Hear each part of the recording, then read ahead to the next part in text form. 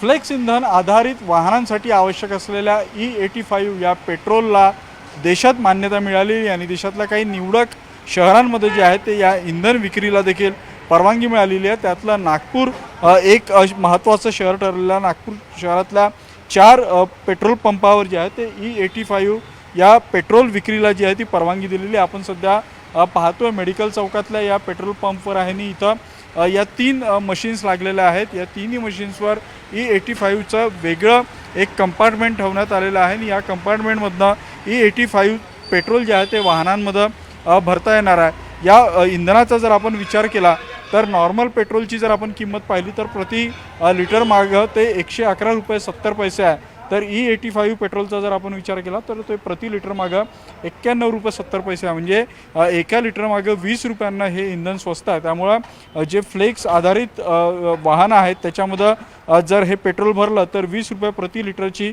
बचत होणार आहे। मात्र हे पेट्रोल जे आहे ते सर्व वाहनामध्ये टाकता येणार नाही आहे। जे फ्लेक्सवर चालणारी वाहनं आहेत त्यांच्याचमध्ये या इंधनाचा जो आहे तो वापर केला जाणार आहे। त्यामुळं सध्या याची विक्री तेवढ्या प्रमाणात होत नाही आहे। मात्र नागपूरमध्ये भारत पेट्रोलियमकडून या 4ही पंपांना 3000 लिटर रोजचा कोटा जो आहे तो निर्धारित केलेला आहे आणि तितक्या क्षमतेने इथल्या टँक देखील भरलेल्या आहेत। या फ्लेक्स इंजनचा जर विचार केला तर तुलनेनं नागपूरमध्ये त्या दृष्टीनं कमी वाहनं आहेत। मात्र जी वाहनं आहेत त्यांना हे E85 पेट्रोल मिळणं सुरुवात झालेली आहे। त्यामुळं या सुरुवातीमुळं नागपुरातल्या फ्लेक्स इंजन वाहन चालकांना तर दिलासा मिळणार आहे। मात्र फ्लेक्स इंधन आधारित वाहनांच्या विक्रीला देखील जी आहे ती मोठी मदत होणार आहे। कारण आता हे पेट्रोल जे आहे ते नागपूर शहरातल्या 4ही भागांमध्ये सहज उपलब्ध होणार आहेत। त्यामुळं इथून पुढे नागपूरमध्ये फ्लेक्स इंजन असलेल्या वाहनांच्या संख्येमध्ये वाढ होईल आणि यामुळे